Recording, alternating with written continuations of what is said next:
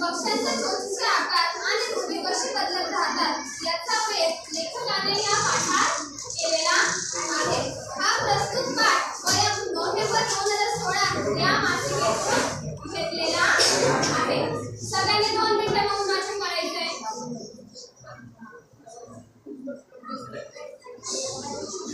तर चला आपण चोच आणि चारा या पाठाबद्दल अभ्यास करूया। पक्ष्यांची चोच त्याच्या चाऱ्यानुसार असते। तुम्ही पाहिले का पक्ष्यांची चोच सेम असते का? नाही।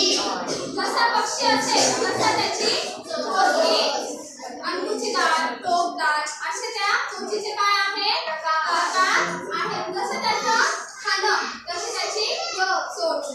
म्हणजे चोच आणि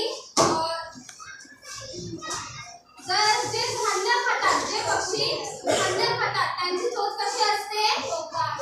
लहान आणि मजबूत असते। कारण का धान्य खाण्याला कसं असतं डंखर असतं ना, त्याच्यामुळे त्यांची चोच कशी असते मजबूत असते। मांस खाणाऱ्या पक्ष्यांची चोच पाकळी आणि तीक्ष्ण असते। कशी असते? मांस कोणते कोणते पक्षी खातात सांगा बरं? बरोबर, भात, जे मांस खाणारे पक्षी कोणते? घार, अजून कोण? कावळा नाही खात, गरुड खातो। कावळा हा कीटक खाणारे पक्षी कोण? चिमणी, बरोबर। तर पाण्यातील अन्न खाण्याची